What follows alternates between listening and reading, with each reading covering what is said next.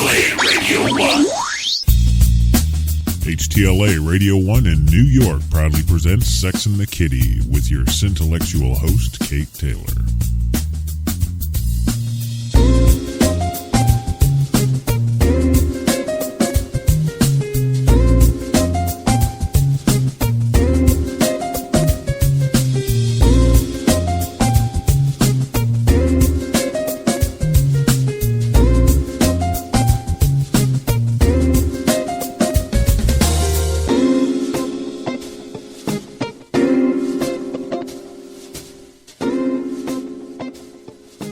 Welcome, my sexy meeps. It's HTLA Late Night, and you are turned on to Sex and the Kitty with your host, the Syntellectual Kate Taylor, on HTLA Radio 1 New York. As with all our programming, we are simulcast on various locations around the interweb. Our latest availability can be found at http://www.stitcher.com. Also, we can be purchased on iTunes by the season. Remember, though, this show is available 24/7, 365 on our website, www.htla973.com. So, download me at your leisure and listen to me whenever you want. However you choose to listen, join me to unwind after your work week as I show you how to reclaim your most sensual selves and create the most fulfilling life you can have, anytime, anywhere. Sex is just the cherry on top of an authentic, fulfilled life. You can have it all, every moment of every day. Remember, Meeps, that tonight's show is sponsored by eHarmony, Sandals Resorts, and Trojan Twister. Keep all these wonderful sponsors in mind because they certainly won't hurt in improving the quality of at least a few of your days. Okay, I've also got a note that the opinions and those discussed here in tonight's show are my own and do not reflect the opinion of HTLA Radio 1, our advertisers, or our sponsors.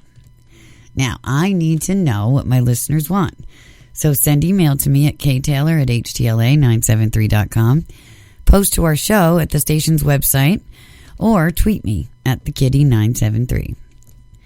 Now, last week we made the leap from self-help to an actual sex show. I had my wonderful producer and husband co-host and guest host with me, and it was really fun, and we talked about a lot of cool things. So if you haven't heard that show, definitely go to the website and download that and listen to that. Now, this week, we're going to carry that tradition on of Sex and the Kitty being actually about sex stuff. And we're going to talk a little bit about steps to creating a fantastic experience for yourselves. So, first, what you want to do is make sure to build the excitement. Now, this stuff that I'm going to talk about is for both men and women. And I usually talk about couples that are in an established relationship. So, if you're just getting started in a new relationship or, just maybe in first, second, third date even, maybe you want to wait a little while, but definitely listen up and keep this in your memory banks for that time. Okay, so first thing we want to do is build the excitement. Always be aware of your level of excitement. When first getting started, no matter how you have to do it, take yourself up to a 6 or a 7 on the 10 scale. And then, after a little while, make sure to take yourself back down to a 3 or a 4. Now, this is going to help the boys manage their orgasms and prevent a premature ejaculation, but it'll also help your girl to build to the level of desire she needs to fully enjoy the experience. Remember that women take about 4 times as long as men to peak to full pleasure mode. Where boys are all about the visual, girls are all about the story. For them, the climax can't happen until Act 3, just like in the movies. Yes, of course, I'm going to use film references. What did you expect? Next, whenever you have the opportunity, both of you need to fantasize about each other. Keep the fantasies realistic and doable so that the excitement level is feasible and attainable. Think about why he or she excites you. Imagine that and anything else you've discussed trying or have tried in the past. Prime yourselves to enjoy each other, not some porn actress or action hero. A great way to build intimacy and up the game of excitement is to talk about what turns you both on. What makes each of you feel sexy? This is really important, actually. We always ask, about the things we like or that we don't like, what turns us on, what doesn't turn us on. But do we ever even ask each other what makes yourselves feel sexy? Because that's important too.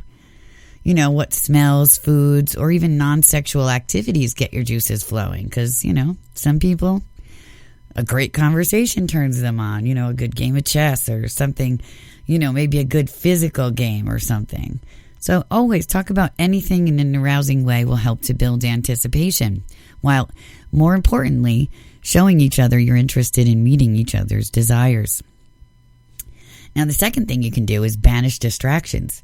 And actually, it's not a can do, it's really a must do. You must put anything and everything that could be distracting to your time together aside. For those moments, that hour, that evening, whatever it is, the two of you are the only thing that matters. Now, let me tell you, that even means sharing a coffee break or taking 10 minutes to web chat or text each other. You have to just make it about what you're doing at the moment. Stay present in that moment. The body's response to stress puts the brakes on even the best couple's sex drive and performance. Close your eyes. Focus on your breathing for a moment or two before engaging each other if need be. But whatever you do, get out of your head and into the experience, whatever it is. All right, the third thing that is important to do is trust each other. Relax. You know and love each other. If you're past the beginnings of a relationship, you should know by now that performance anxiety should be a thing of the past. Only each of you can determine if you're at that place in your relationship, but do remember that this is the goal. Authenticity, not surface interaction, is the surest way to living an amazing and fulfilling life and sex life. Next, you want to make each other comfortable. You know what to say to get each other's engines humming. Say it. Remember that you're creating an environment for both of you to be as free and able to enjoy the experience as much as possible. For some couples, it's by telling each other they love each other. For some, like us that practice an alternative dynamic, it's those key words and phrases that give each other permission to be in our respective roles and live them to the max. Whatever it is, don't overlook that. It's important. Next, don't overcompensate. The pressure to perform and last a long time on men is one of the most horrible myths that society has invoked. Men don't even realize that this is a terrible thing created by other jealous men to try and have a vehicle to outdo each other or appear to have more sexual prowess than another. Here's a news flash, guys. Wait. No megaphones here, huh? All right, well, you can't hear me enough on this, okay? Women do not like marathon sex sessions. What we need is marathon building sessions. The act or action itself need only be as long as it need be to do the job. We'd much rather have 20 minutes of incredible, oh my God, did that just really happen, than 6 hours of the same stuff over and over and over. And ladies, don't forget, utilize your sexual skills to prolong the strategic experience and his erection. And remember that you too must be a good sexual match. So, there's more to it. It's about that building. It's about that environment. It's about that interaction. Head, heart, and then hoo-ha, like I always say. All right. Now, talk about it. Let's face it. We live in an achievement-driven society. But this is a relationship, a sexual life, and hopefully a lifestyle you're creating with another thinking, feeling, and needing being. This isn't the Jeopardy Championships. There's a release of oxytocin after orgasm. This is the feel-good and trusting hormone, released even more so in women, which is why they want to cuddle and talk after. While men feel good and trusting, so they want to go to sleep.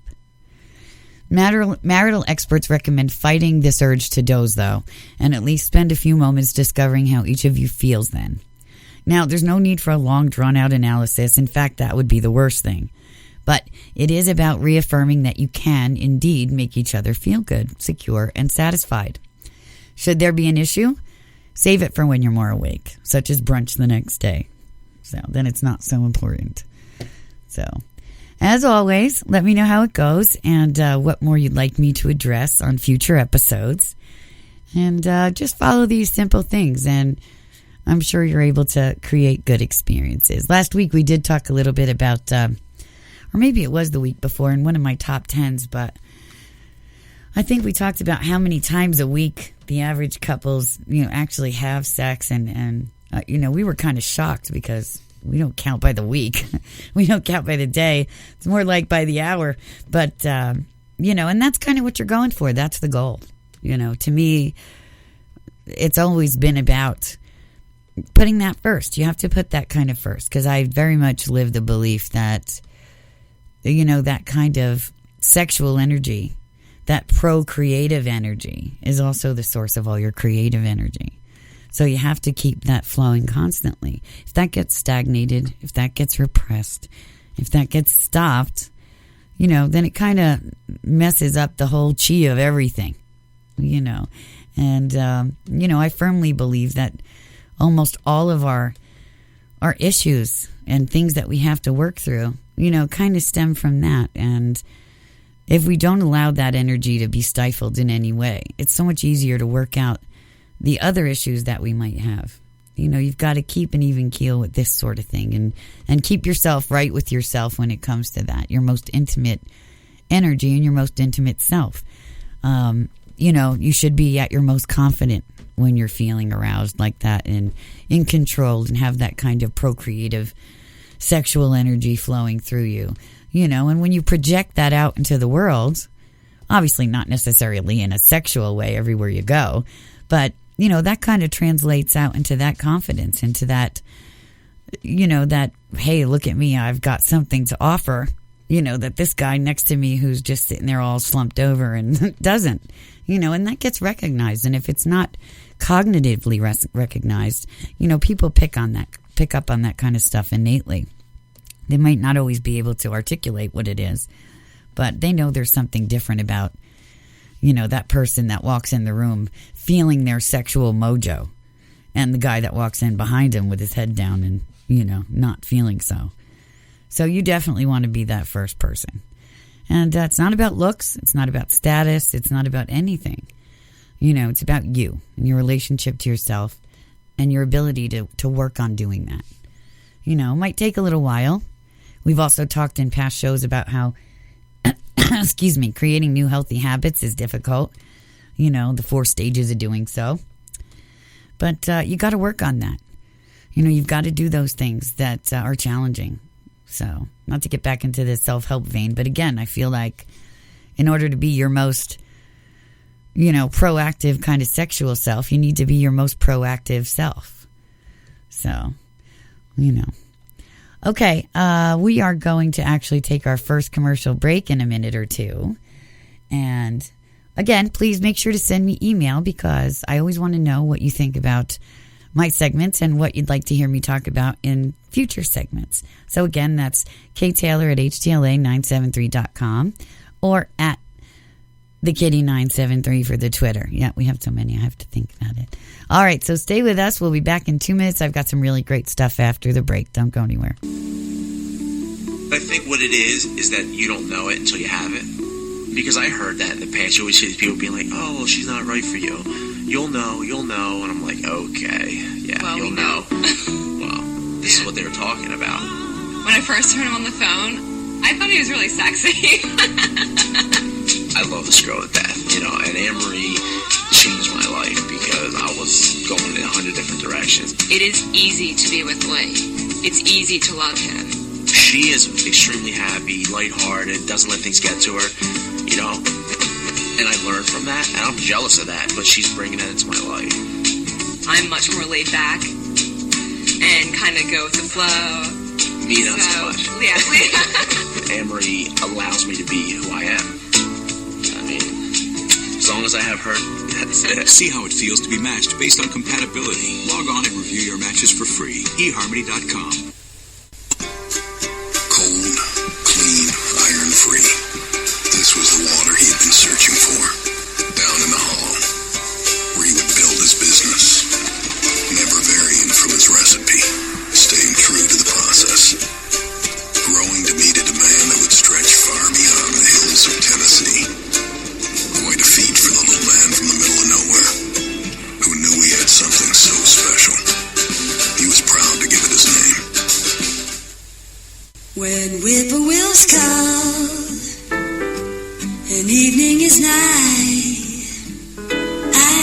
you to my blue heaven.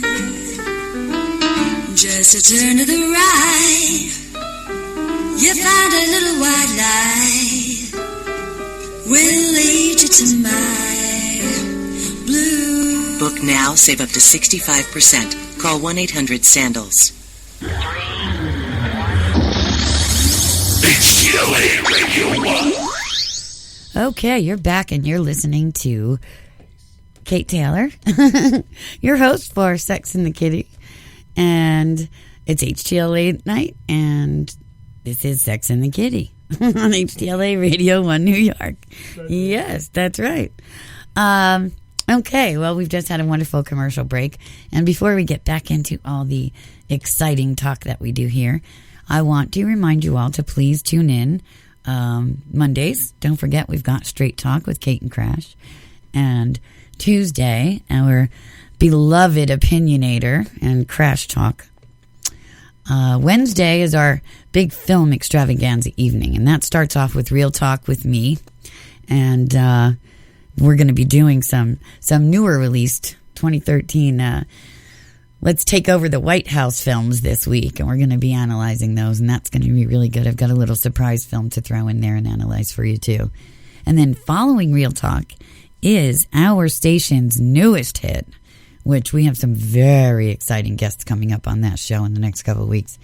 Film 101. So, yeah, that one is almost as big as Sex and the Kitty. Not quite, but almost. Yeah, can't help it. What are you going to do? Sex sells, right? And that's right. Coming soon on Thursdays, our new show, The Lifestyle. And, of course, Friday. Always join me for Sex and the Kitty. All right. Getting back to sex with Sex and the Kitty. Now, I do my Kate Recommends section. And last week, we were talking about a new series. Kind of took the place of Real Sex that HBO is doing. And I hope you all got to tune into that because that was a really great show. But today I want you to go to a website, and I'm sure if any of you that are listening are over 30, then you're already going to know this website because, you know, we used to get the catalogs in the mail before there was the internet. But Adam and Eve is one of the longest selling purveyors of, you know, sexual assistance materials, anywhere from lingerie to lotions to toys and, you know, all kinds of things. So you can find that at www.adameve.com and, you know, go there and, you know, tell them Kate sent you from Sex and the Kitty and, you know, tell me if you buy anything good and how that worked out for you. And maybe we'll review that product next on one of our future episodes. But no, we won't be testing them out here ourselves in the studio because we did that some seasons back and that was just a disaster. It's okay. We can try out the lingerie, though, and the lotions and stuff. We'll just leave the toys to others. Yeah, because that was just not good. All right. Now, every week, I take a mail question from one of my listeners. And this week, I have a really interesting one. And it's kind of puzzling to me because I can go two ways with it. So here is the mail. Dear Kitty, I am a 27-year-old female who has been in numerous relationships in the past. All ended with my being unfaithful or having an overwhelming desire to be. I can't seem to maintain a relationship for more than a short period of time due to this. I recently sat down and admitted to myself that I'm practicing sexually destructive behavior. I know what I'm doing is just plain crazy, but I can't seem to stop. I did some research on sexual addiction and have considered attending meetings to help me get this under control. The problem is, I told a male friend of mine about my problem. It was someone I care about and had had a previous relationship with. I was shocked by his response. He said maybe my problem is I've been trying to stifle my desires and I should explore them more. Sounds like something I'd say. But he wants me to do this by attending sex parties with him. Now, what I want to know is was that an appropriate response? Frankly, it took me aback, and I don't know who else to ask about this since I've not confided in anyone else. Should I cut him out of my life or forgive his ignorance? Signed, Overheated in Ohio. All right. Well, Overheated, it seems like we have a couple issues going on here. First of all, I'd like to really know how you came to the conclusion that your desire not to be monogamous at 27 years old, I might add, led you to thinking you were practicing sexually destructive behavior, because you have an aversion to going to sex parties with this guy. So it's going to lead me to think that you're not just engaging in, gangbangs or, three-ways on a regular basis. And, because that's what I would consider sexually destructive behavior. An aversion to monogamy, has something more to do with a psychological or an emotional issue rather than a sexually dysfunctional one. So I think, first of all, you need to get to the root of what the issue is, that you can't stay faithful in your relationships. Most likely, it comes from, witnessing bad grown-up relationships as we're growing up. Maybe one parent left, you come from a divorced family, so trust is an issue, that kind of thing. Fear of commitment and fear of intimacy. You've probably been hurt before in some way. So that's more likely the cause than sex actually having anything to do with it. Now, generally, I would also advise that you make sure to address any esteem issues, because, promiscuity comes from, a low self-esteem too. And it's just one way of trying to satisfy ourselves and make ourselves feel good when nothing else seems to be working. But we all know it doesn't last for a long-term basis, and it's not anything to build on because it's not anything real. So you can't build on things that aren't real. Now, about your friend, though, however, it leads me to another question, which is, you said that you used to care about this person and you had a relationship with them. Now, was it somebody that you have also been unfaithful with, or that you broke up with before you were unfaithful because you wanted to be? Because that, would weigh heavily on my answer. If it was somebody you cheated on and he's still friends with you, A, that's confusing. And B, maybe him wanting you to go to sex parties was just kind of a revenge thing, because that's what I would think.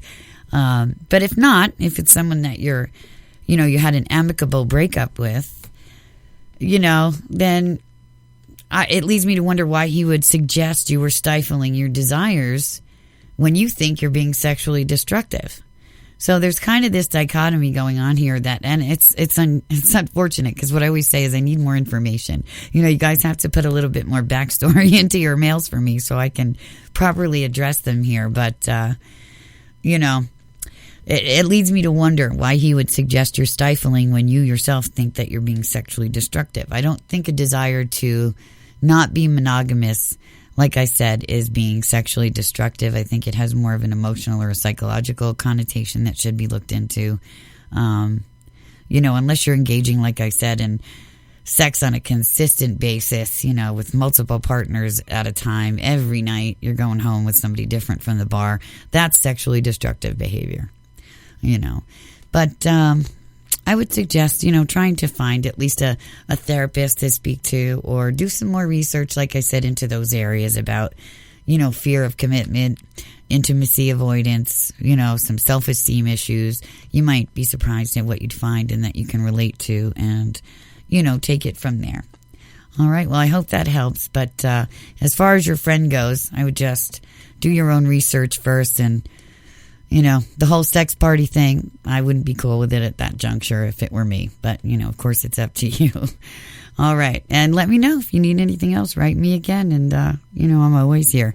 Send your questions again to ktaylor@htla973.com or tweet me at thekitty973. All right. My favorite segment, my top 10 sex tidbits of the week, because this really is a sex show now. And I always finish off my weekly session with you by offering a top 10 list. Now, I've got 15 for you today, though. And here's the top 15 do's and don'ts of really great sex. So, when you advise about sex for a living, it's easy to get caught up in the idea that we should always be inventing a new position or discovering a new erogenous zone. But sometimes it's good to just remind ourselves of the basics. These 15 tips never go out of style. And they're way easier to pull off than the wheelbarrow, too. That's right. All right, number 1, don't rush. It's much simpler and sexier for your partner to say more, harder, oh God, faster, than it is to say, whoa, slow down there, cowboy. So take it easy, slide in there. Again, it's that build thing. You always want to do that build thing. Number 2, and again, these are some of the things you're going to find on my initial tips today in the earlier segments of the show. Do provide positive reinforcement because, total silence sucks. Your partners will welcome praise and feedback like Jessica Simpson and welcome a good review. Plus, it's an easy way to dabble in dirty talk. If you can't find the words, appreciative noises work just as well. But remember, silence is just not a good idea. All right, number 3, don't assume that just because you're in love or on good behavior, you can't have it dirty. The idea that marriage, monogamy, or even good manners is the end of dirty, throw me against the wall, taboo-busting sex is a tired old myth that you should debunk on a regular basis. It all goes back to that, be authentic, don't limit yourself. As long as you have the consent of your partner and, that's it. Just go for it, Which leads me to number 4. However, always do ask permission before giving your partner a money shot in the face. That's just good manners. Even though you might feel like going for it, make sure she's okay with it before you just go for it. Right, exactly. So, number 5. Absolutely, definitely do have an overactive imagination. Talking and fantasizing together about an orgy with your hottie mail carrier, your local news anchor, and Notre Dame's co-ed cheerleading team is usually infinitely more exciting than a real orgy with your hairy, alcoholic, depressed neighbors. Include your partner in your fantasies when it's appropriate. Note, if you're having sex with your partner while thinking of someone else, it's probably better not to mention this. Unless, of course, they're dressed up as that someone else, which is a good thing, too. All right, number 6, do practice reciprocity. Do unto others as they would have do unto you. Do not do unto others with the expectation that they must do unto you in return. However, you should assume that when your partner tickles your back, it's not just because they're being nice, but because they would like you to tickle their back too. You see where I'm going with this? Okay. Number 7, don't assume that what worked on your previous partners will work on your next one. Yes, this is a big one. The biggest mistake you can make is arrogantly assuming you know it all. Just because your last partner liked to have their toes sucked, don't assume your next one's gonna, because that would be a big mistake. Talk about stuff first. Again, it's about that build. It's about that intimacy build, unless it's just a sloppy, drunk 2 a.m. booty call. If you're really caring about what's going to come out of this, then definitely build and talk first. All right, number 8. Do tell your partner what you like, but don't expect them to like it too. There's a difference between having a preference and being a fascist. Again, back to that toe-sucking thing. You can mention that, that would be kind of nice if you did that. But, don't assume that they're going to be cool with sucking your toes. It just, might not be there for them. I can think of a couple other body parts that don't assume just because you're into it, they might want to venture there either. So you just have to, again, talk about it and build it and, yeah. Right. Those are some, I'm expecting some emails now and some my dear kitty letters from that. All right. Number 9, don't pop buttons indiscriminately. Because bodice ripping may be sexy in romance paperbacks, but it only works in real life when you're confident the item of clothing is easily replaceable and not considered a luxury item by your partner. And how funny, because I was just thinking I have this amazing Armani bodice upstairs. It's got these little flower straps, and I was just thinking how delicate it is, and I'd love to wear it, but it's so delicate, and yeah, that wouldn't be a good idea to do something like that with too. Very good advice. And it's funny because I've not ever seen that on a list before, and it's really important because everybody likes that. Girls like to have their pantyhose ripped and their underwear off and stuff, but again, you got to talk and you got to clear it first and casually mention it, and then maybe a week or so later do it when you're sure that whatever they're wearing isn't gonna be damaged. So all right, number 10, do remove your socks unless your partner specifically requests that you leave them on or it's freezing in the room. Guys, remove your socks as you remove your pants in one smooth maneuver to avoid being caught, even momentarily, in a nothing but socks moment. I guess the white socks is kind of sexy, but if they're the dress socks, yeah, no. That's almost as bad as the dress socks and sandals look. You don't want to do that, no. All right, number 11. Don't think about baseball just to prolong the inevitable. right? We talked a little bit about the build. Go to 6 or 7, then back down to 2 or 3, and then... But being aware of and attentive to your partner is the cornerstone of good sex. We also talked about staying in the moment, right? We talked about whatever that moment is, spending it there with that person, okay? Nobody wants to have sex with someone who's trying to recall all 70 of Mark McGwire's record-breaking home runs in 1998. Only Mark McGwire, that too. So make sure. Number 12, do wash your hands. Sex is like dining. You should always wash your hands right before. If you've been chopping chili peppers, soap and water will not remove all the oils. So do be careful when you go exploring tender parts with your fingers. Unless, of course, they like that stuff. So, but always, again, talk about it. All right, number 13. And this is a good one, too. Don't become an obsessive-compulsive cleaner, because natural musky funk is a good thing if your immune systems are compatible, also known as making sure you have chemistry. So, there's nothing more sexy than your partner's natural aroma, too, so. All right, number 14, do make eye contact, at least every now and then. To avoid it completely screams that you're either afraid of intimacy, that you're thinking of someone else, or that you think your partner's butt ugly. So, make sure to make eye contact, please. All right, last but not least, do have a sense of humor. There's nothing worse than a serious, sensitive ponytail guy or a girl with no sense of irony or the absurd. If you fall off the bed while trying out a new position, do not die of embarrassment. Laugh it off and live proudly.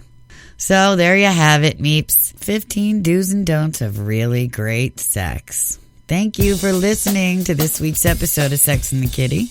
We're going to make every episode from here on out hotter and hotter for you, so stay turned on with me here. Thank you to my husband and ever-professional producer, CJT. A big thank you to our sponsors and affiliates. And I'd like to shout out to all of our ever-growing supporters and listeners that this show is for you. So thank you for your continued participation. If you've missed any part of tonight's broadcast, just visit www.htla973.com and check out the broadcast page. And don't forget to see me and Crash every weekend as we post our webisodes for you too. Create a free profile. Write me. Stay in the sexy know. Be fierce, kitties. Good night.